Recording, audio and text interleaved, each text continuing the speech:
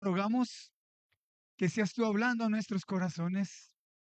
Te pedimos por favor que seas tú trayendo una palabra, Señor, una palabra rema que necesitamos, Dios del cielo, hoy.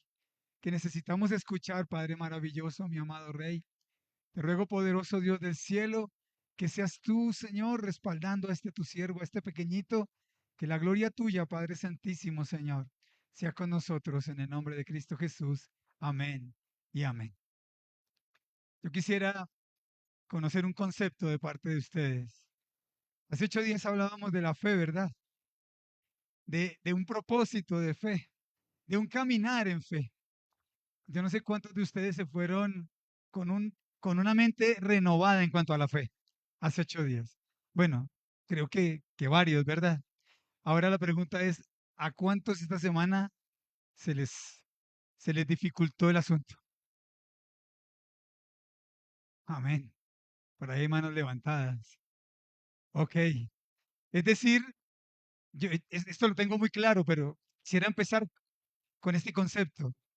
Cuando, cuando tú te propones un caminar en fe, cuando tú te propones una vida de obediencia, cuando tú recibes una palabra con un propósito para tu vida, cuando tú haces un propósito, cuando te tomas una decisión, siempre vas a tener una dificultad. Es decir, estás, estás muy propenso a que comience una guerra. Y conmigo, una guerra. Vivimos en guerra. Es una guerra constante. Es una batalla constante.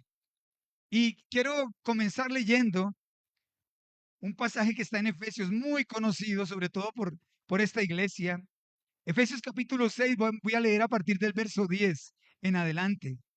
Efesios capítulo 6, verso 10 en adelante. Hablábamos acerca del pozo de la desesperación, hablamos acerca del caminar en fe, hablamos de un propósito de cada uno de nosotros de vivir algo diferente. Y lo más común es que nos enfrentemos a cosas que no esperábamos. Esta, esta semana tuve una semana particularmente bendecida del Espíritu Santo. Y este servicio no lo no lo he empezado como yo pensaba. Esta mañana tuve una gran dificultad con los muchachos del grupo de alabanza. Y esto me llevaba a mí a corroborar lo que esta semana Dios me había dado. Que cuando tú tienes un propósito van a venir dificultades. Porque estamos en una guerra. Es en una guerra espiritual. Dice así entonces Efesios 6, capítulo 10, perdón, capítulo 6, verso 10 en adelante. Por lo demás, hermanos míos, fortaleceos en el Señor y en el poder de su fuerza. Vestíos de toda la armadura de Dios para que podáis estar firmes contra las asechanzas del diablo. Porque no tenemos lucha contra sangre y carne, sino contra principados, contra potestades, contra los gobernadores de las tinieblas de este siglo, contra huestes espirituales de maldad en las regiones celestes. Por tanto, tomad toda la armadura de Dios para que podáis resistir el día malo. Ya hablamos también del día malo, ¿verdad? Hace unas semanas hablamos del día malo, del momento de dificultad que no sabemos en dónde nos lo vamos a encontrar. Puede ser un momento, puede ser un día, puede ser una semana, puede ser una temporada, puede ser un gran periodo de tiempo para poder resistir en el día malo. Eh, Me perdí. Y habiendo acabado todo, estad pues firmes, ceñidos vuestros lomos con la verdad y vestidos con la coraza de justicia y calzados los pies con el apresto del evangelio de la paz, pero sobre todo tomad el escudo de la fe con que podáis apagar todos los dardos de fuego del maligno y tomad el yelmo de la salvación y la espada del Espíritu, que es la palabra de Dios, orando en todo tiempo. Amén. Es un pasaje que conocemos, ¿verdad? Es un pasaje que en todas nuestras guerras, en todas nuestras sanidades, en todos nuestros ayunos y en gran parte de nuestra vida, como aposento de restauración y de ministerio restaurador y de liberación, lo utilizamos. Así que estamos expuestos a una, a un contraataque de Satanás. Y miren esto, no sé si ustedes lo han vivido, yo lo digo por experiencia propia. Cuando has tenido una gran victoria, viene una respuesta de Satanás. Viene una respuesta del mismo infierno. Cuando estás débil, cuando has logrado un propósito, cuando te has propuesto un propósito, siempre viene una guerra. Es decir, estamos en continua batalla, en continua guerra.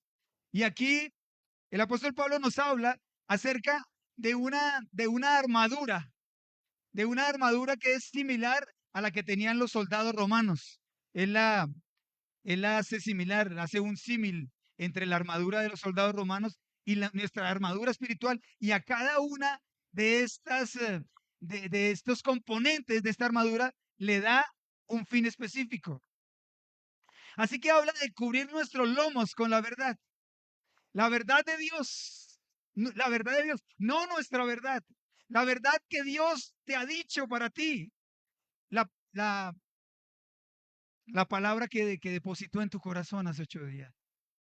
La palabra que te dijo hace un par de meses o quizás un par de años. Esa palabra, no la que Satanás quiere traer, no la verdad que Satanás quiere imponerte, porque él es padre de mentira.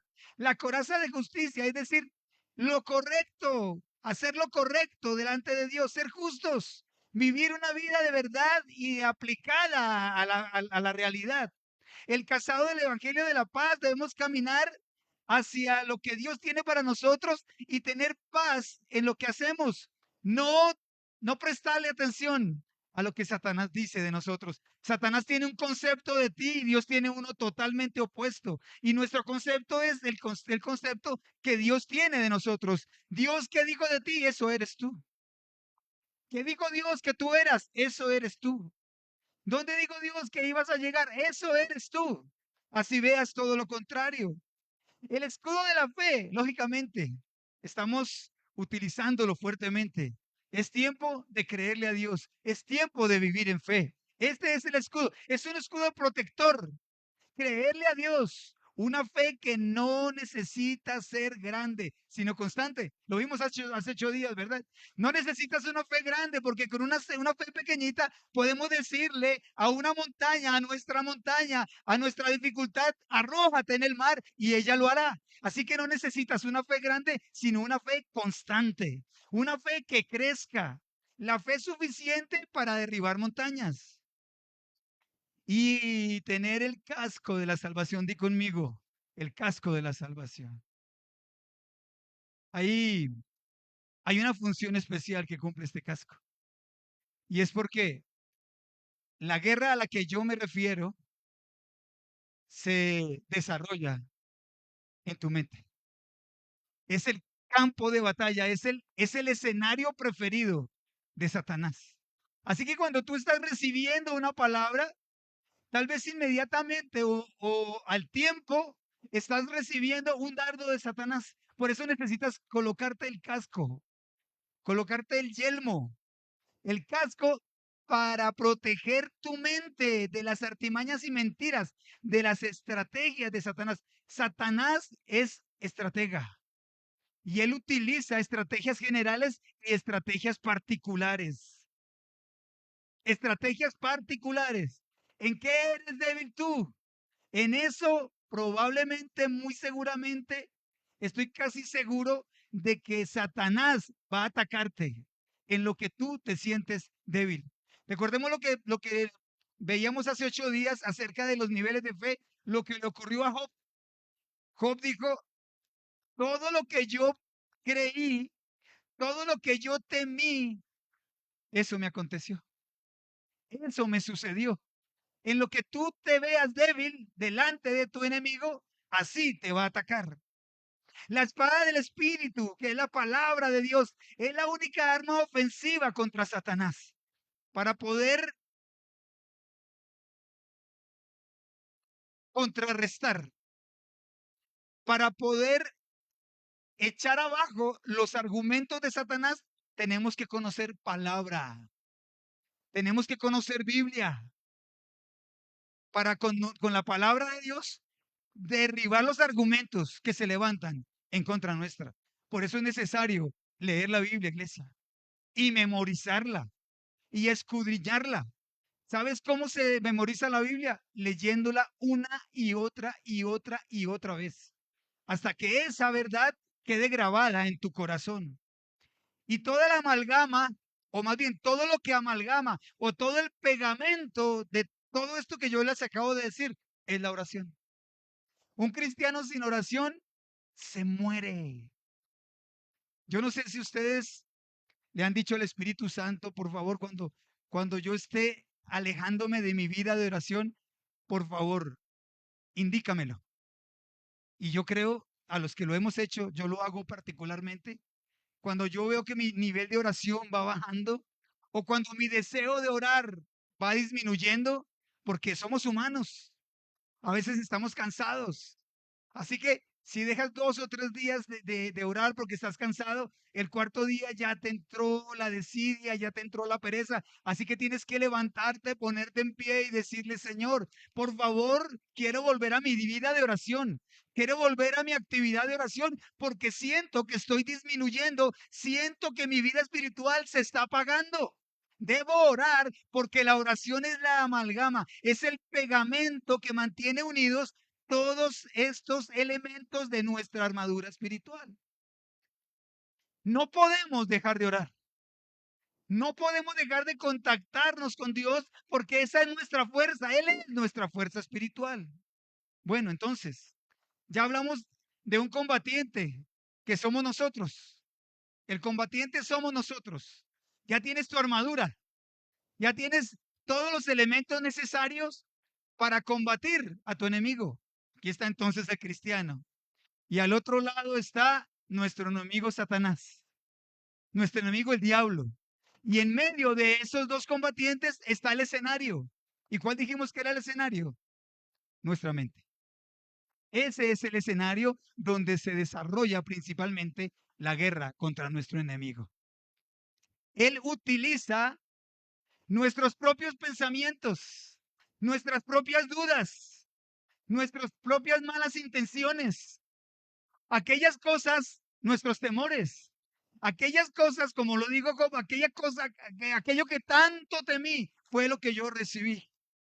Él utiliza aquellas debilidades y coloca los dardos en nuestra mente. Por eso es necesario cubrir nuestra mente con el casco que repele todos los dardos de fuego del maligno, repele todas aquellas artimañas de Satanás, repele toda aquella artimaña, toda aquella estrategia utilizada por Satanás para destruirnos. El escenario entonces es nuestra mente. La fe en práctica se ve vulnerada, muchas veces se ve disminuida por los ataques de Satanás. Él te dice algo e insiste en eso, utiliza personas, te utiliza a ti mismo para que tú, con lo que, con la intención que hace 8 días saliste de la iglesia, con ese propósito espiritual que te fuiste hace 8 días de la iglesia, vaya disminuyendo hasta que ese propósito se quede totalmente anulado. Y sin darte cuenta, estás totalmente destruido, porque ya no crees en nada. Hablábamos hace 8 días de aquellos cristianos que con frecuencia vemos personas que andan en desilusión espiritual. Y hay personas a las que tú le hablas y ya no creen en nada. Pero son personas que cuando reciben la palabra, inmediatamente están hablando lo contrario. Están creyendo de una manera negativa. Porque recordemos los niveles de fe. Hay una fe que es negativa. Hay otro nivel que es no tener fe. Una fe nula, totalmente nula. Hay una fe que es la poca fe, que es, concluíamos hace 8 días, por lo menos los que estaban en este lugar, todos asintieron con su cabeza que es el nivel de fe donde nos encontramos la mayoría. Somos personas de poca fe. Somos personas de poca fe. Otra fe que es una fe suficiente, suficiente. Otra fe que recibimos poco porque creemos poco. Es más, Dios nos pudo haber dado mucho más. Y hay una fe que es absoluta. Ese es el nivel de fe, vuelvo y digo, como un grano de mostaza, pero fe absoluta, creyendo aún viendo lo contrario, creyendo por encima de las circunstancias, creyendo sin ver nada. Esa es la fe. Esta semana eh, me encontré con un estado, alguien colocó algo y colocó un puente y decía, la fe, y esto me llevaba a mi prédica de hoy, la fe es el camino entre lo que Dios prometió y lo que yo quiero alcanzar. La fe es el camino entre lo que yo estoy viviendo y lo que Dios tiene para mí. La fe es el camino entre mi dificultad y ver la gloria de Dios para mi vida. No importa que yo esté viviendo en dificultades, si la fe que es el camino, la fe no importa pequeña que sea, pero que sea una fe consistente, me va a llevar a obtener aquello que Dios prometió para mí. No terminará en desilusión. No termina. Romanos capítulo 12, verso 2. Yo no sé en qué versión fue la que vimos. Alguna vez no grabé la versión, pero me gustó mucho esta versión. Renovemos nosotros nuestra mente para que lo que nosotros, para que lo que Dios prometió para mí, no sea yo quien lo destruya y esto acabe en desilusión para mí mismo. Que yo no sea la piedra de tropiezo para mí mismo. Que mi pensamiento no sea lo que detiene el mover de Dios para mi vida. Y lo que Dios tiene es grande para cada uno de nosotros. Lo que sucede es que debemos nosotros creer que así será. Que como lo dijo Dios, así será hecho.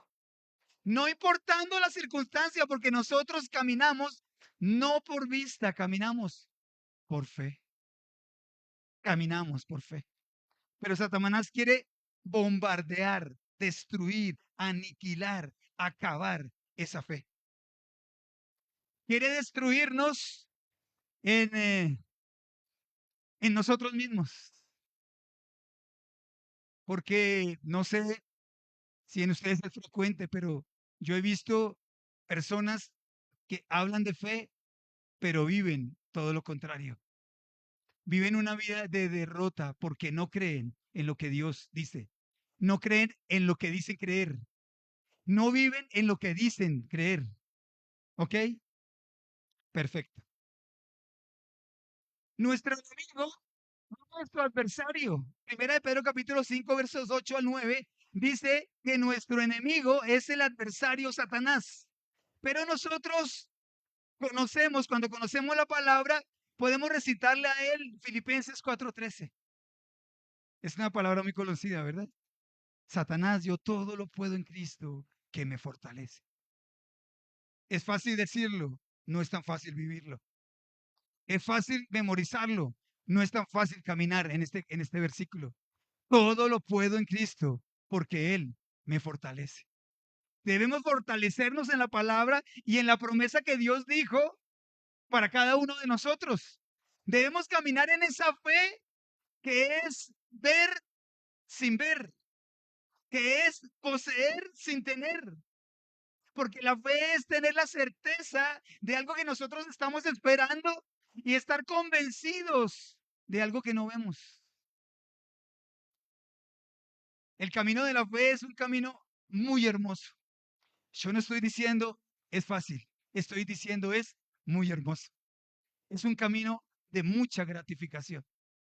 Porque cuando tú vives en fe, consigues cosas que nunca hubieses podido hacer con tus propias fuerzas. Lo repito, cuando tú vives en fe, obtienes cosas que nunca pudiste hacer con tus propias manos, en tus fuerzas humanas. Porque Dios es mucho más grande, su visión es mucho más grande, es superior a lo que yo creo. Lo que limita a Dios es lo que yo piense de Él. Wow. Todo esto, todo esto lo conocemos de memoria, ¿verdad? Todo esto lo sabemos. Los cristianos caminamos un camino de fe. Andamos un camino de fe. Lo importante es que podamos aplicarlo en el momento indicado. Porque tú no sabes, yo no sé en el momento en el que me voy a encontrar con una dificultad, con un mal día. Yo, pues, esto es muy reciente, tengo que estar hablando de esto.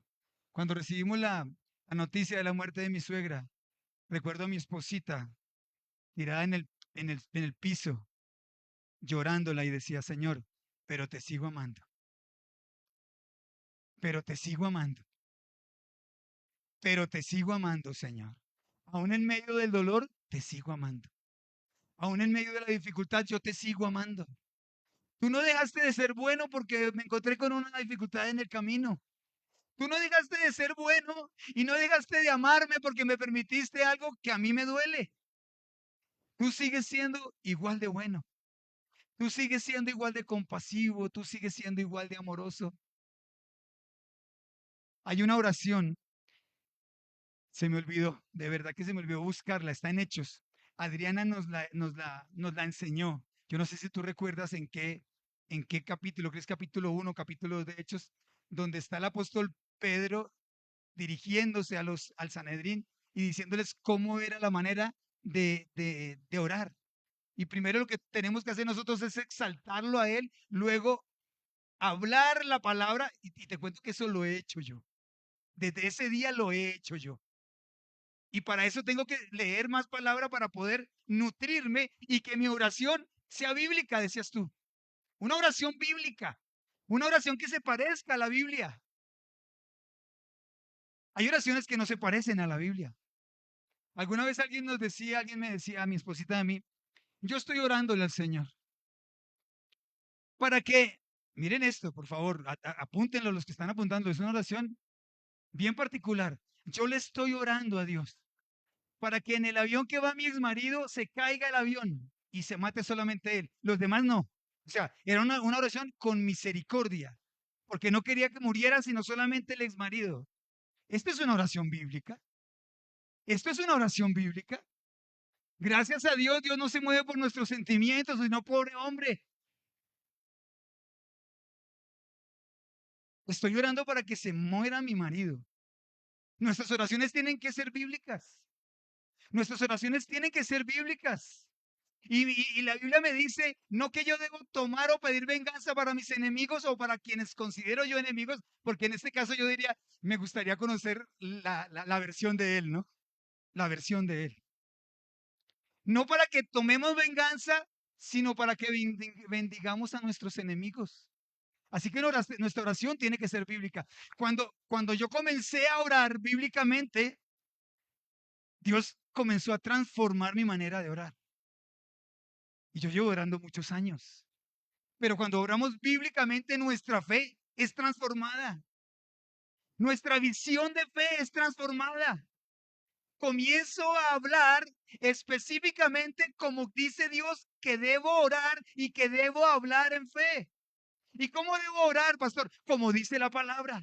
Así debo vivir en fe. Así debo declarar mi fe, como dice la palabra. Y una vez hechas concluidos estos dos pasos, podemos entonces ahora sí pedir. Y pediremos como dice la palabra. Pediremos como dictamina nuestra fe. Pediremos como Dios ha dicho que seremos. Es que yo creo que el puente al que yo me refería hace un momento es simplemente nuestra visión. El puente es nuestra visión. El puente es nuestra fe que nos lleva más allá de lo que estamos viviendo hoy. El puente es nuestra visión que nos lleva más allá y nos permite tomar las promesas, vivir en las promesas así no las estemos viendo, vivir una vida diferente a la que estamos viviendo y gozarnos en el proceso. Y gozarnos en el proceso. ¿Cómo se están uniendo todas las prédicas de los últimos domingos, verdad?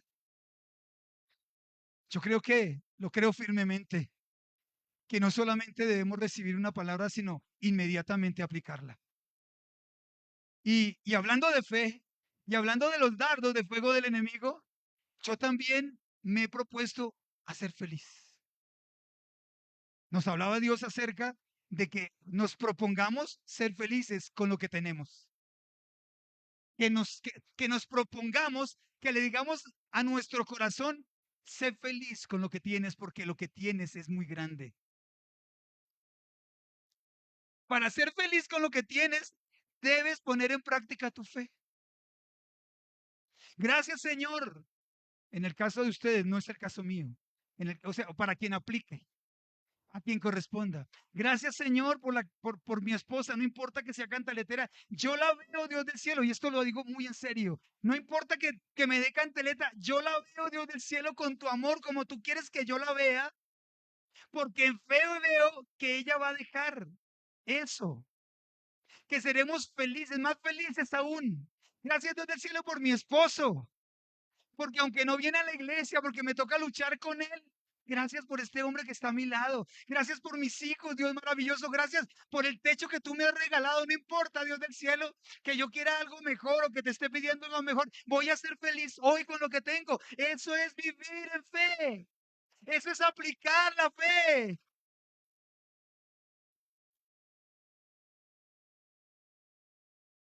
Gracias, Dios, por lo que nos has dado. ¿Por qué no levantas tu mano derecha y le dices, Señor, gracias por lo que me has dado? Gracias, Señor. Enumérale al Señor por lo menos 5 cosas que te ha dado. Enumérale 5 cosas. Y yo pienso que puedes enumerarle más de 5 cosas. Más de 5 aspectos en los que tú realmente eres feliz. Gracias, Dios, por lo que tú me has dado. Gracias, Señor, por mi esposa. Gracias por mi esposito. Gracias por mis hijos. Gracias, Dios del cielo, por mis padres. Gracias por mis hermanos. Que aunque me hagan de llegar tarde, los amo, Señor maravilloso. Gracias, Padre Santo, Señor bendito. Gracias por ellos. Gracias, Señor. Hay 1000 motivos para ser felices. Allí es donde tenemos que poner en práctica el yelmo de la salvación. Porque Satanás te va a hacer ver las cosas malas de las personas con las que convives. Satanás te va a hacer ver que no es lo que, no es como tú crees, sino como él cree. No es como tú te has propuesto, sino como él dice. Me propongo ver las cosas buenas de mi familia. Me propongo ver las cosas buenas que tengo, pero Satanás te va a dejar ver o te va a inducir para que veas los defectos de aquella persona. Así que vas a disminuir en ese nivel de fe como tú los ves espiritualmente o como serán en un par de años o como serán en un par de meses y perderás tu fe. Dejarás de verlos como Dios quiere que tú los veas.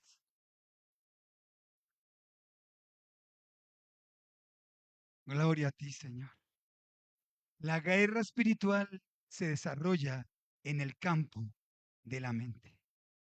En Números, capítulo 14, versos 1 al 2, vemos nosotros, regálamelo, Miguelito, vemos nosotros el pueblo de Israel.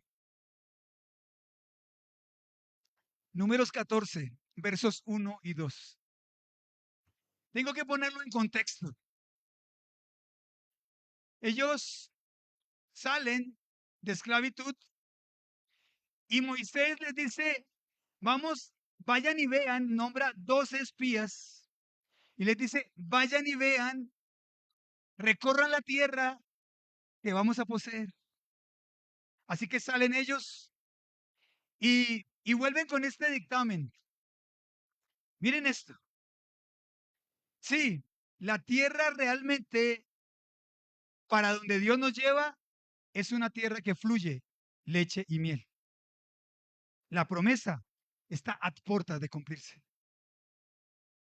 Sí, todo lo que Dios ha dicho que es esa tierra es, pero aunque, no obstante, es una tierra donde las ciudades son muy fortificadas. Dios no les dijo a ellos, toda la tierra para donde ustedes van, va a ser sencillo conquistarlas. Dios les dijo, van a conquistar la tierra prometida. Va a ser de ustedes. Para Dios no hay límites. Para Dios no hay circunstancias adversas. Pero ellos se enfocaron en que eran ciudades fortificadas y que había hombres muy grandes. Así que traen esa, esa respuesta a Moisés y al pueblo. Y aquí es donde entra Números capítulo 14. Entonces, toda la congregación gritó y dio voces y el pueblo lloró aquella noche. Verso 2. Y se quejaron contra Moisés y contra Aarón todos los hijos de Israel. Y les dijo toda la multitud, ojalá muriéramos en la tierra de Egipto o en este desierto, ojalá muriéramos.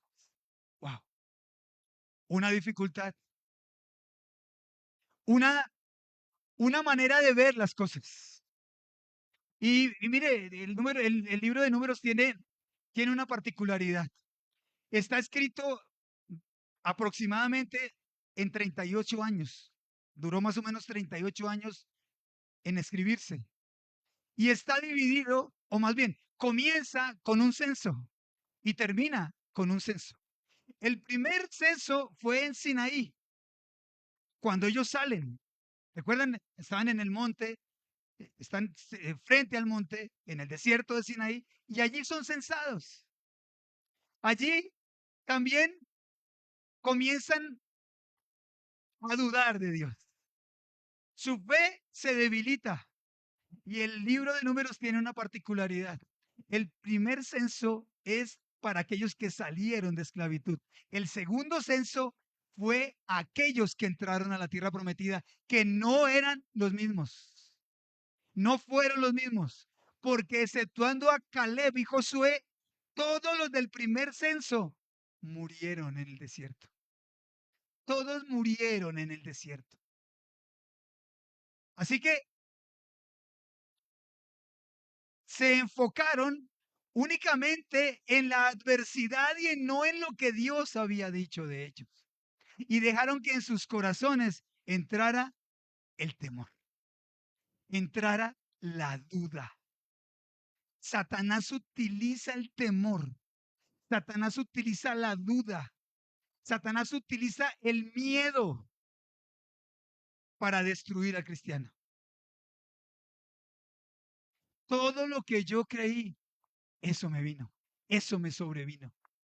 Todo lo que yo pensé por años, eso es lo que estoy viviendo. Pero no pensó Job aquellas cosas buenas que Dios le podía dar, sino todas las calamidades que recibió. Satanás utiliza en el campo de la mente todas aquellas cosas que nos pueden debilitar y no podemos encontrar la victoria porque nos enfocamos no en el Dios de las victorias, sino en Satanás, en aquella montaña que nosotros no podemos destruir, en aquella montaña que nosotros no podemos sobrepasar. Si tú no puedes con la montaña, ¿por qué no se la dejas a Dios? Si tú no puedes con tu enemigo, ¿por qué no se lo entregas al Señor? ¿Por qué no te ganas tus guerras en ayuna y en oración? ¿Por qué no doblas tus rodillas y le dices, Señor, hazte cargo porque yo no puedo? Señor, hoy te entrego, Dios del cielo, la duda. Hoy te entrego, Padre maravilloso, todo el temor que hay en mi corazón. ¿Sabes? Cuando tú colocas tus problemas en las manos de Dios, Él te da la respuesta. Señor, es que no sé qué está pasando en mi corazón. No sé qué está pasando con este desasosiego. No encuentro paz. Pídele paz a Dios. Mire, Señor, por favor, dame la paz tuya que sobrepasa todo entendimiento. No entiendo qué me está ocurriendo, pero la paz tuya que sobrepasa todo entendimiento debe de sobrecogerme para yo poder creer, para yo poder descansar en ti, para yo hacerlo a tu manera, como tú dijiste que lo ibas a hacer. Creer, Padre maravilloso, que el camino que escogiste es el mejor. Dios no se equivoca, iglesia. Dios no se equivoca. Recordemos entonces otra verdad bíblica que hemos estudiado muchas veces. La voluntad de Dios es buena. Wow, qué bueno. Ya tenemos entonces la teoría. Cuando se nos presente una dificultad, vamos a decirle a la dificultad, dificultad, temor, angustia, dolor. No importa que tú estés allí. Hoy entiendo que la voluntad de Dios para mi vida es buena, agradable y perfecta. Amén.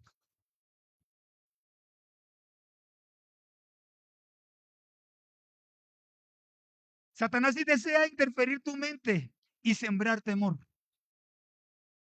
Él quiere intervenir la mente del cristiano, sembrando el temor en ella.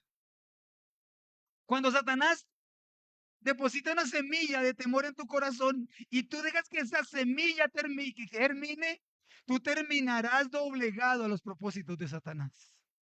Pero cuando tú le dices a tu enemigo, no importando las circunstancias, Dios está conmigo. Yo no sé qué va a ocurrir mañana, pero Dios me prometió que está conmigo. Yo no sé qué va a ser de mi vida. Yo no sé, sinceramente, cómo vas a tú a traer a mi hijo. No sé cómo tú vas a traer a mi esposo, pero tú lo vas a hacer, Dios. Yo creo firmemente que el que prometió terminará la obra que comenzó en mí y la perfeccionará, no solamente en mí, sino en las personas que me rodean, porque tú tienes un propósito para cada uno de los hogares que Él ha llamado. El rey David sufrió en Primera de Samuel capítulo 17, está escrito esto. Primera de Samuel capítulo 17. Vemos nosotros, creo que como no en otro pasaje, es significada una guerra de fe y una guerra que quiso Satanás sembrar duda, quiso sembrar temor, quiso atemorizar al rey David. Vamos a leer el 17, vamos a leer algunos versículos, empecemos por el 4.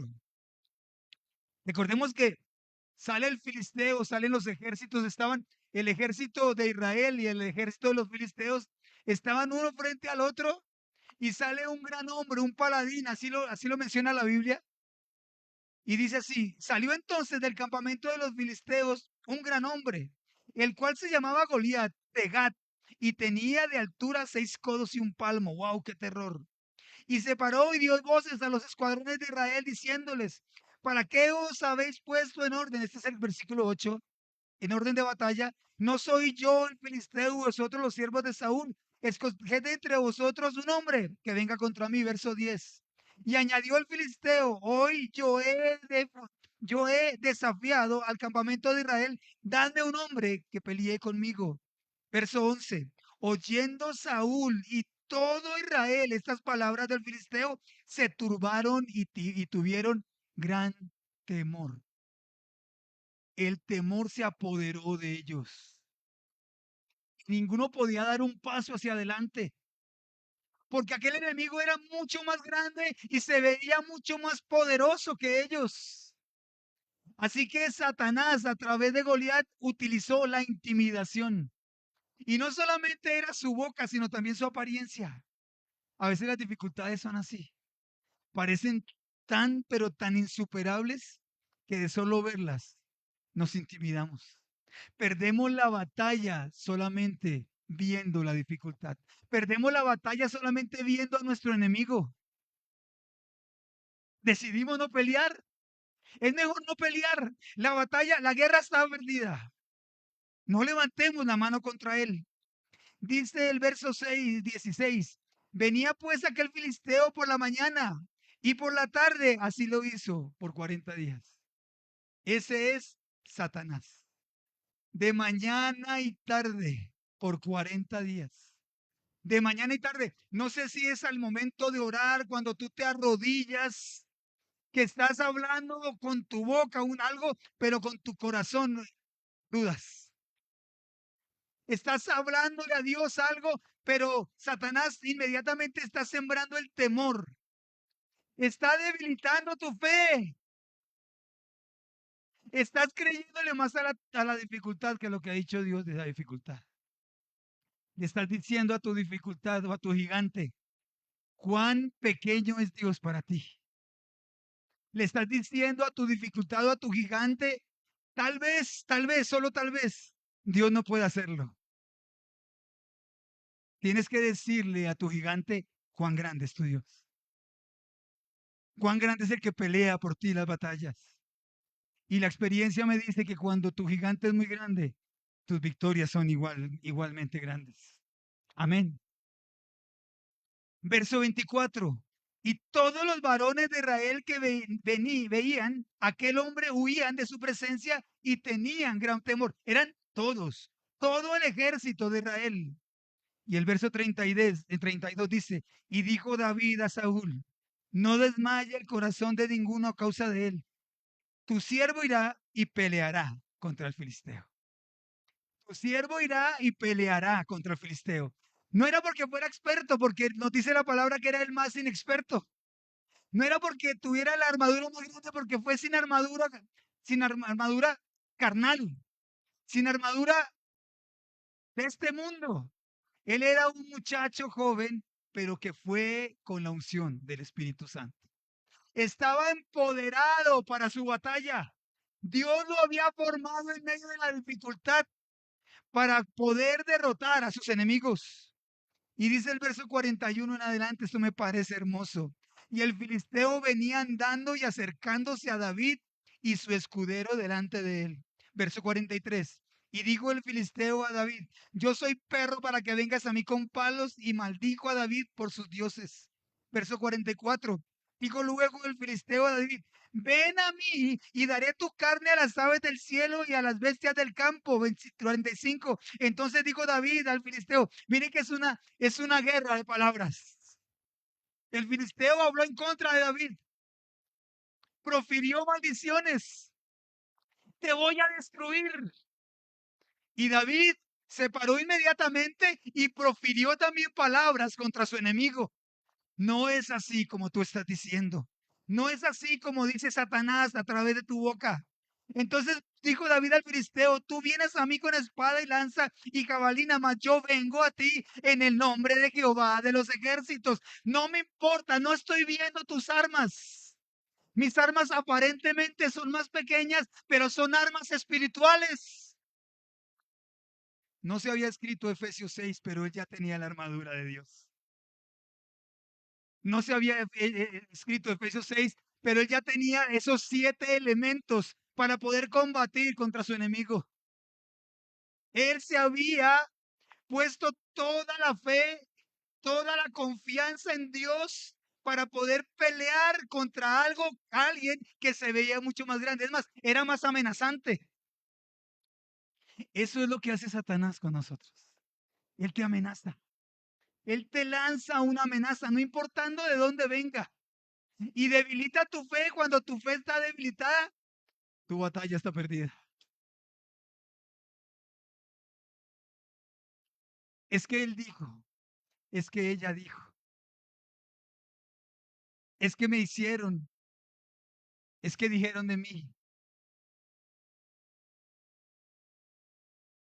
A veces las cosas más pequeñas son las que utilizan Satanás. Yo lo que quiero decirte hoy puntualmente es que Satanás siempre va a utilizar, va a atacar. Su estrategia va a estar dirigida contra los puntos débiles del cristiano. Tú eres débil en tu fe, ahí va a atacar tu fe. Tú eres alguien que se resiente por cualquier cosa, por más pequeña que sea, ahí va a atacar tu fe. Tú eres alguien que solamente ve la apariencia de tu enemigo, ahí va a atacar tu fe. Es que vino el abogado y me dijo, es que mi hermano se levantó en contra mía y me dijo, el médico me dio un dictamen. Bueno, pero vamos ahora por... No, no, no, no, no, no hay nada que hacer. De esto se muere la gente. No hay nada que hacer. El médico me dijo que así era. Cuando se levante un enemigo en contra tuya, tú debes reposar. Yo aprendí eso de mi esposita. Cuando se levanta un enemigo en nuestra casa, inmediatamente nos tiramos de rodillas. Algo está ocurriendo aquí. Y nuestro enemigo no va a derrotarnos. Porque lo que dijo Dios que yo iba a hacer, eso voy a hacer. Porque lo que dijo Dios que yo iba a lograr, eso voy a lograr. Porque lo que dijo Dios, a donde yo iba a llegar, allí voy a llegar.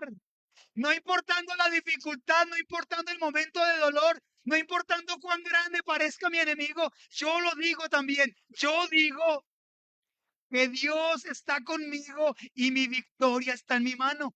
Porque así lo dijo Dios. Recuerden que es una guerra de palabras. Es una guerra de palabras. ¿Qué dijo tu enemigo de ti?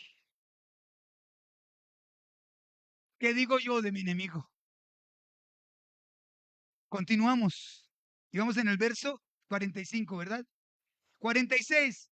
Jehová te entregará hoy, miren la guerra de palabras. Jehová te entregará hoy en mi mano, y yo te venceré y te cortaré la cabeza. Y daré hoy los cuerpos de todos estos filisteos a las aves del cielo y a las bestias de la tierra, y toda la tierra sabrá que hay un Dios en Israel. Y dice la palabra del Señor más adelante que venía caminando.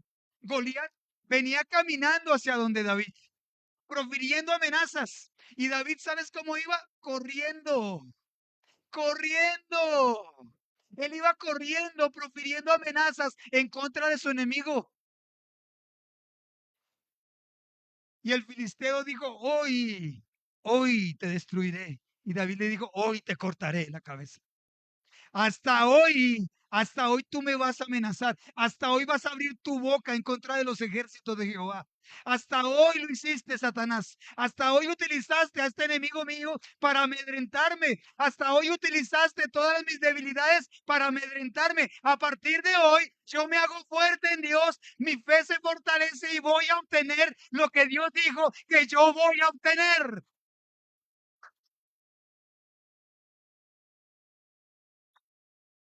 Es vivir lo que sabemos. Es vivir la teoría que conocemos.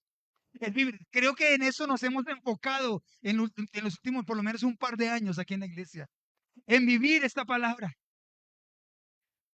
en vivir la teoría, en aplicarla en el momento adecuado.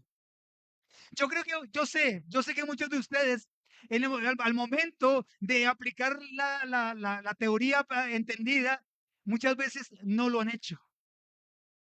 Algunos se han encontrado así. Ay, tuve que haber hecho esto. Tuve que haber reaccionado de tal manera. No importa, no importa. La próxima vez que se presente otro enemigo, tú vas a reaccionar en la manera adecuada.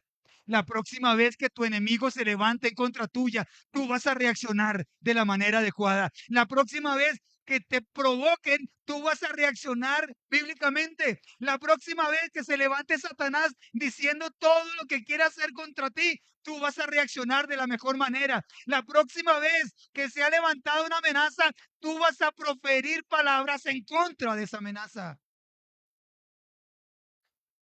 Cuando el Señor Jesucristo y varios de esos conceptos, cuando yo te digo a ti que cuando recibimos una gran bendición, viene una gran guerra o viene un gran desafío. Cuando el Señor Jesucristo desciende a las aguas y es bautizado por su primo, saliendo allí de las aguas, se escucha una voz del cielo que dice, este es mi Hijo amado, en el que tengo complacencia. Ay, ofendieron al enemigo, ofendieron a Satanás. E inmediatamente dice la palabra que él sale de las aguas, inmediatamente sale de las aguas, es llevado por el Espíritu al desierto y comienza a ser tentado. Inmediatamente es tentado. Acaba de ser bautizado y acaba de recibir la, la aprobación de su Padre. Fue aprobado por Dios el Padre. Así que va al desierto y es tentado allí por el tentador.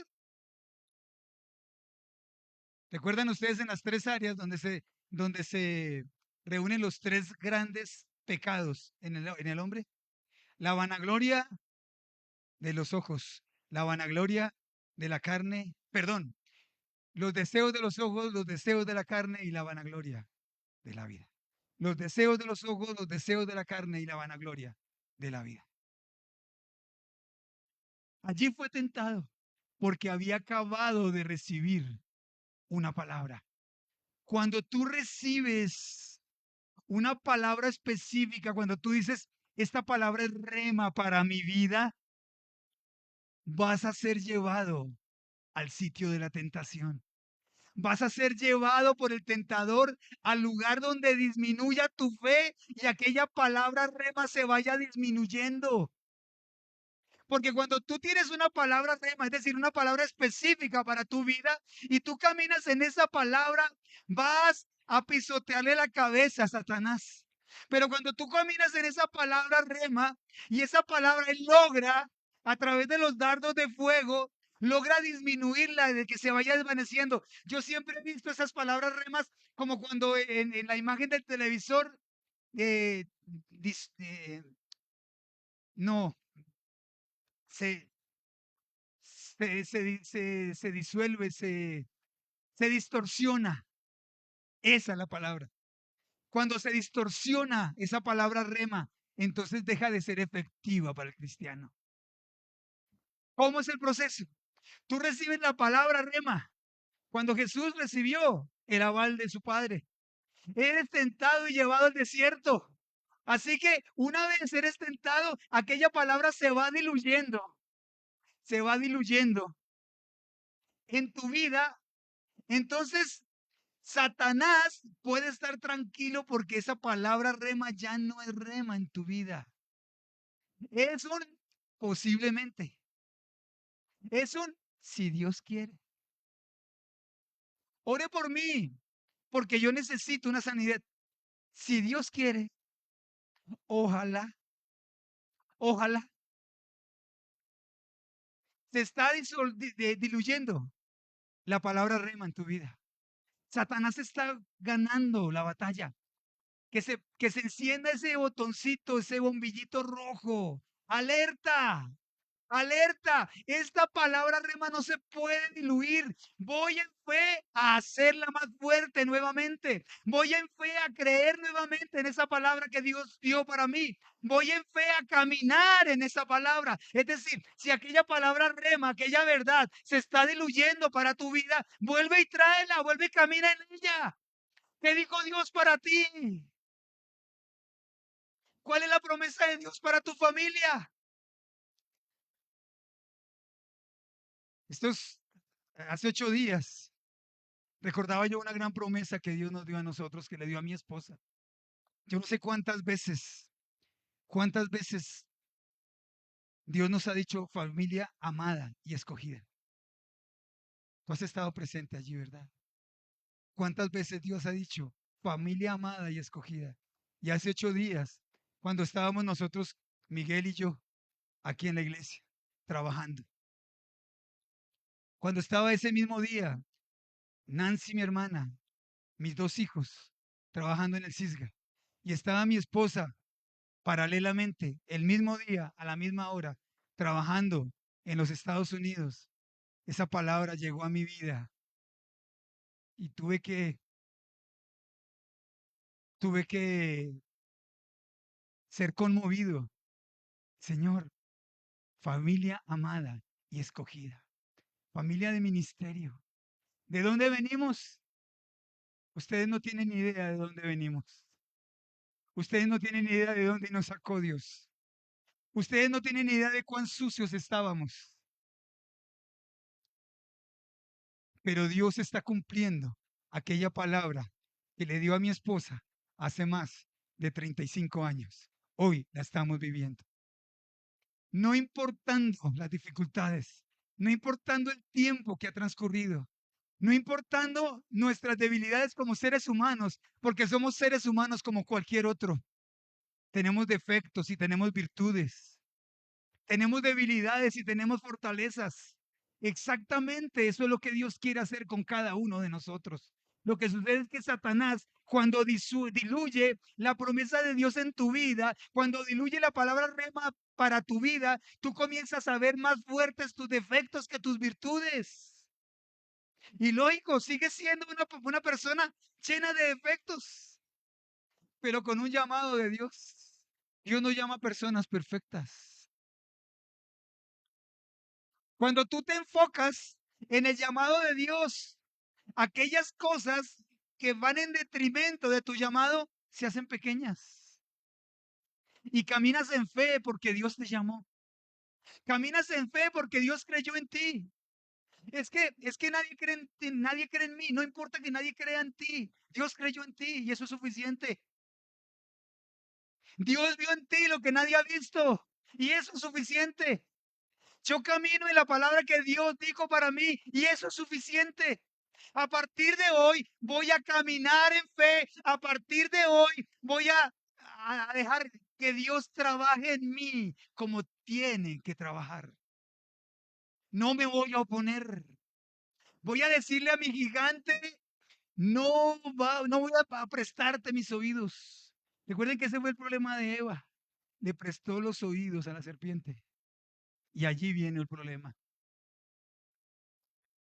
Cuando nosotros nos aislamos de lo que Satanás quiere decirnos y solamente escuchamos la voz de Dios, comenzamos a caminar en el propósito de Dios.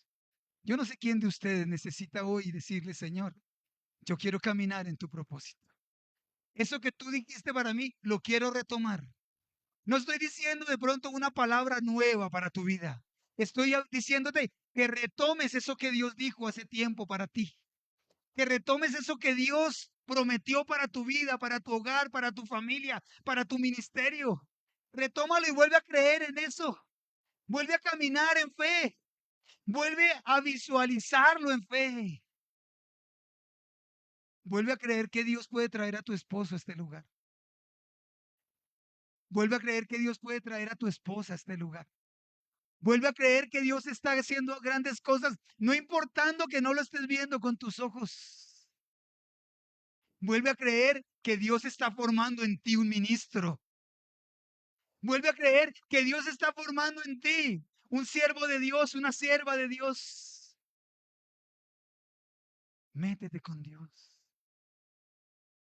No le des más vueltas. No lo hagas esperar más.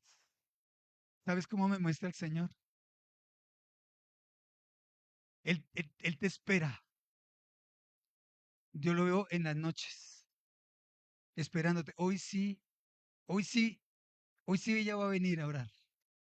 Y se queda esperando. Y allí es donde él va a formar en ti ese gran ministerio que prometió para ti. Yo te voy a decir algo. En los años que yo llevo de ministerio, Sofía, pocas veces he visto un ministerio en el Espíritu tan grande como el que Dios te tiene a ti. Pocas veces he visto un llamado tan grande como el que Dios te tiene a ti. Pero Él está esperando por ti. Él está esperando que tú lo creas.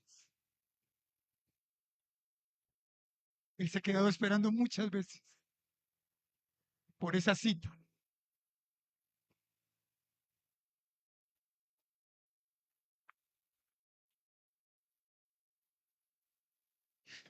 Es necesario volver a creer, iglesia. Es necesario volver a caminar en fe. Es necesario decirle a aquellos temores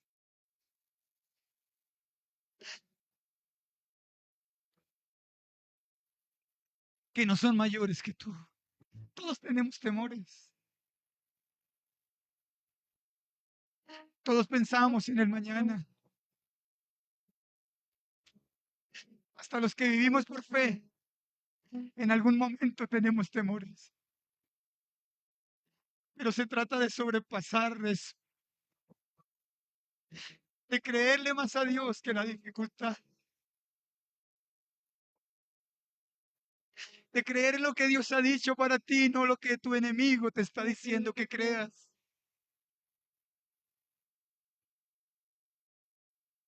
Estás creyendo en un Dios todopoderoso. Eso, al menos eso dice tu teoría. A menos eso confiesas con tu boca. Estás creyendo en un Dios que todo lo puede. Estás creyendo en un Dios que no se equivoca. Estás creyendo en un Dios que todo lo sabe.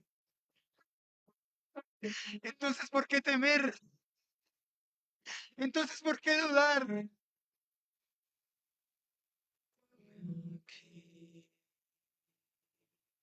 Cristo, mírame aquí, Cristo, toma todo de mí y dame a Cristo,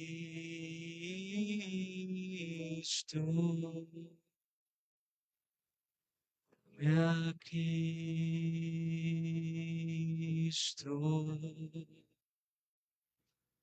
Dame a Cristo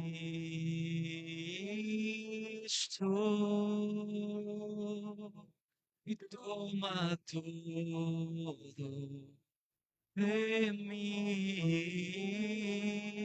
y dame a Cristo.